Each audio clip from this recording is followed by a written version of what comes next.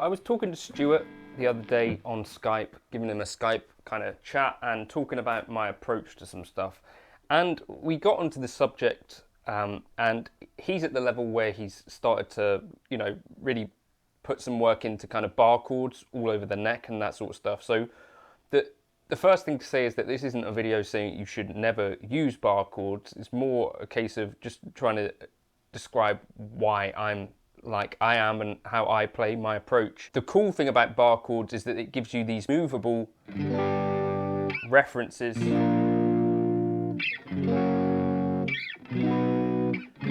and can be a really good way of getting through pieces of music.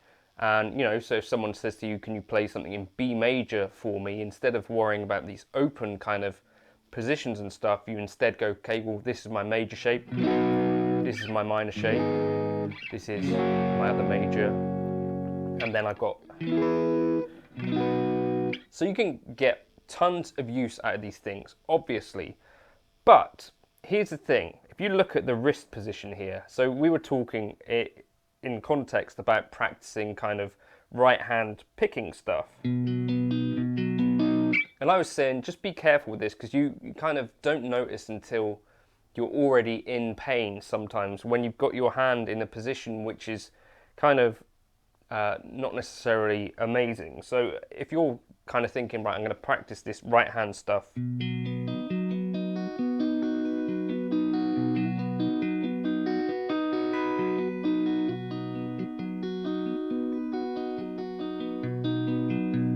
you then kind of realize you've been focusing on this right hand and you've not realized that for that entire time your wrist has kind of been at this position, which is kind of putting quite a lot of pressure on your hand. It requires quite a bit of tension in your hand to actually play bar chords, and we tend to overplay them anyway. So first of all, I'd say when you are playing a bar chord, be aware of the amount of pressure that you're using and kind of check in every now and then, and make sure that you don't necessarily spend all of your time kind of just playing bar chords, because, you know, when you do it, you're going to find that over time this starts to potentially fatigue your hand a little bit.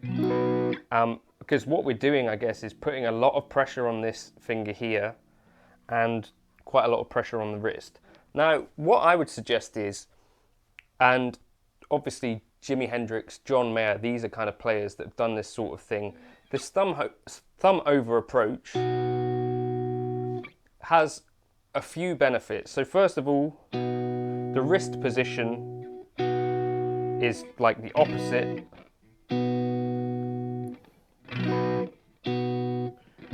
And the other thing that we've got going on is that you're starting to be a bit more selective than here. So with this bar chord, what we've got this fairly close fifth interval, then another octave, then we've got a third, then another fifth, and then another root. It's quite a full sound, right? So when it comes to sort of looping and stuff, or, you know, different styles of music,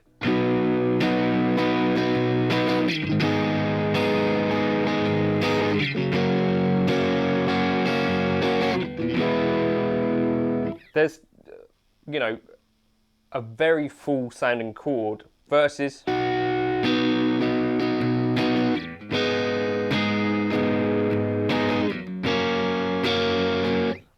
and that's not how I would actually play these things, but what I would actually do is probably something more like that. And these thumb over chords are super suited to this kind of thumb right hand kind of style of playing.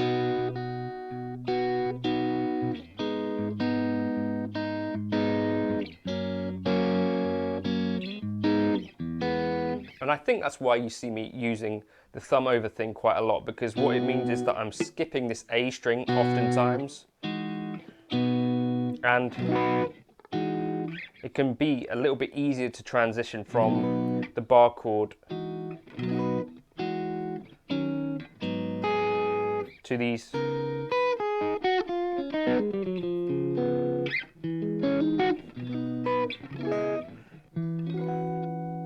Now, the thumb over might not always be possible, but it's just something that I wanted to kind of talk about a little bit and just see what the opportunities are. So if we take this as our basic kind of B major, and you see John Mayer doing this kind of stuff all the time. So you've got your thumb over here, and then in the middle here you've got this triad. So you've got a B, a D sharp, and an F sharp there. But what's really nice about this kind of thing is that it encourages, I think, more experimentation. This is quite a fixed thing because your fingers are, you know, using so much pressure, and yeah, it's just quite a fixed thing versus this. So what I like to do, instead of a straightforward major chord sometimes, instead of the third, I'll play the 9. So for instance, if you move your middle finger to where your pointer was, so you're playing the 5th degree of the scale there, and then you move your pointer finger to be on the 6th fret in this case, you get these really pretty sounding chords. So you could go between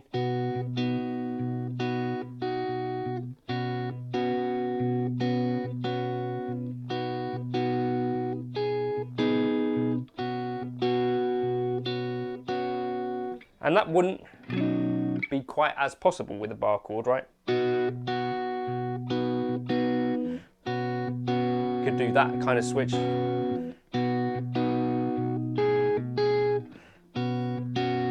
But this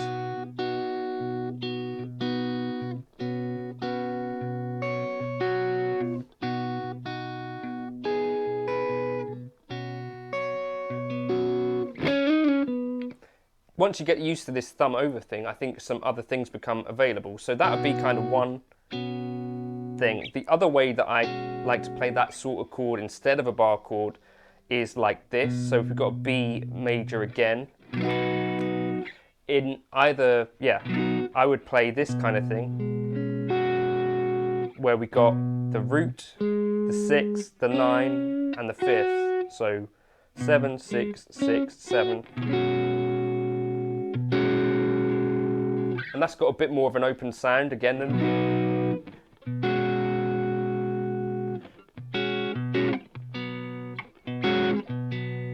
And that kind of thing I use all the time. So we've got a B triad here, like the B triad here, like the A shape, with the pinky playing our root.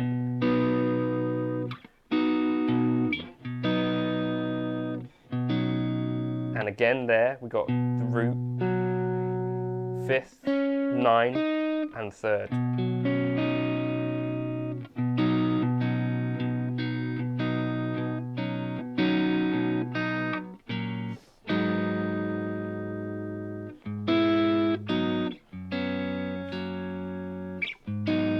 For our minor versions of these chords, you kind of get this A shape for minor 7. So instead of, you get this sound.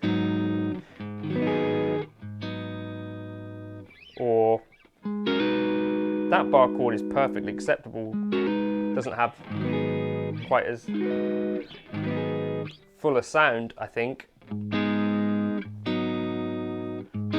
But you can move around from the flat 7 to the root.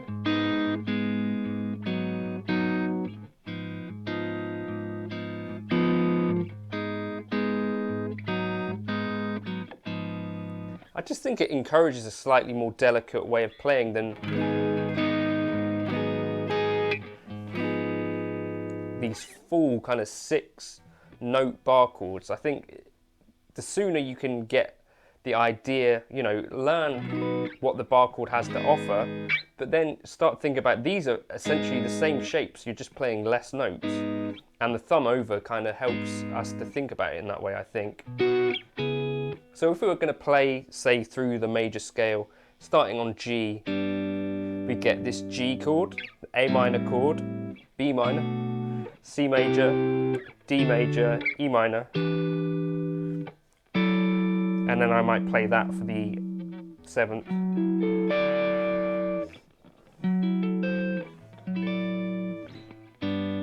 So there we got the 7th, the 14th fret, 14th fret, 14th fret, and the 15th there. And all of those chords, I'm just using the in-between 3 strings, so D, G, and B, and the root note is on the bass string.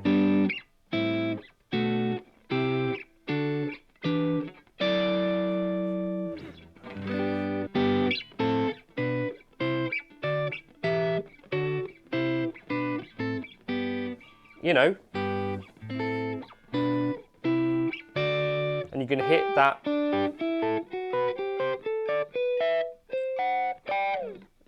bottom E string as well if you want.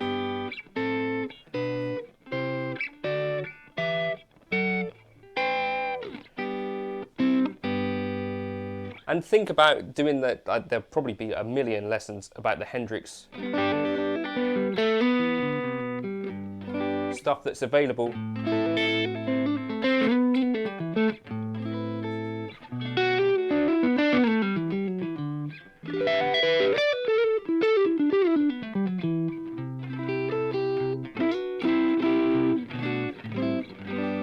And you see Matteo Sasato as well doing quite a lot of this. Some over.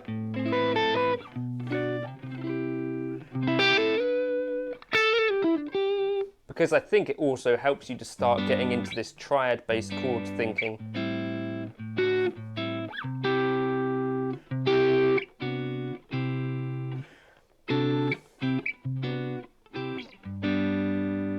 So give that a try. You can also do the thumb over to the A string if you're feeling really adventurous. I don't think I use that as much though, but on this bottom E string,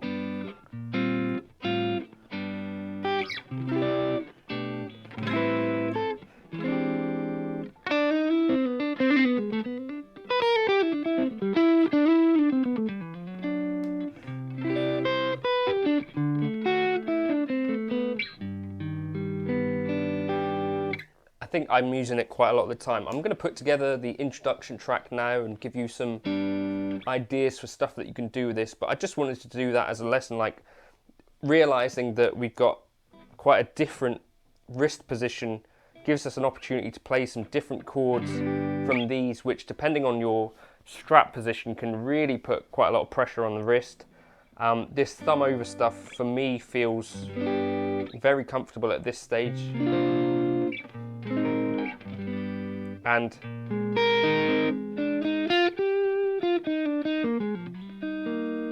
I think can engender a slightly different way of playing as well. So I think it's totally valid.